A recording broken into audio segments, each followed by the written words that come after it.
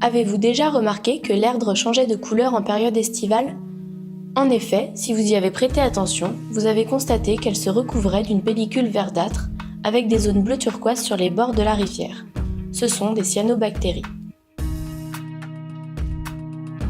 Donc les cyanobactéries sont des micro-organismes qui sont entre le monde végétal et le monde microbien. Elles sont très opportunistes, donc elles arrivent à s'adapter à des conditions de vie toujours différentes selon les milieux, mais elles préfèrent quand même des eaux calmes, plutôt chaudes et peu profondes en général. Les cyanobactéries sont naturellement présentes dans les milieux aquatiques, mais elles se développent en excès à partir du moment où on a trop de substances nutritives, on appelle ça les nutriments pour les microalgues.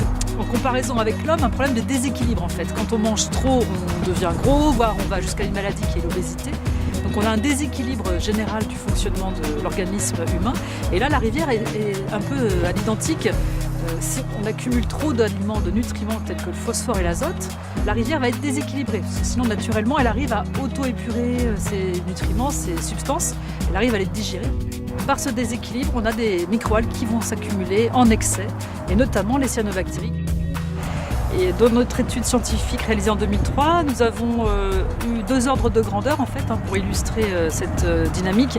C'est que le phosphore étant majoritairement apporté par l'espace rural, donc à 65%, et les autres apports de phosphore sont à 35% liés au rejet urbain, donc tout ce qui est lié aux habitants, au rejet d'eau usée. L'idée, c'est vraiment de limiter cet apport de phosphore dans la rivière.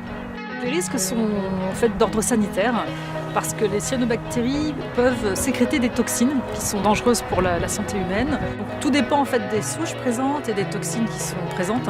Et sinon, c'est vrai que sur la faune et la flore, on a peu d'indications actuellement, peu de recherches scientifiques qui ont été menées.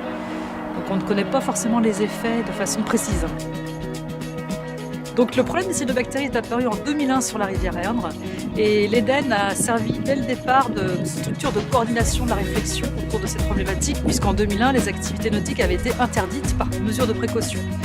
Et donc l'Eden a pour rôle, dans un premier temps, prévenir, c'est-à-dire protéger la santé des utilisateurs, dans un deuxième temps, comprendre le phénomène, trouver des solutions et puis dans un troisième temps, agir justement pour limiter ce phénomène de prolifération excessive. On peut considérer qu'il y a une certaine amélioration du phénomène sur l'Erdre. On a moins de cyanobactéries, mais nous avons quand même des cellules qui sont en excès par rapport au seuil sanitaire.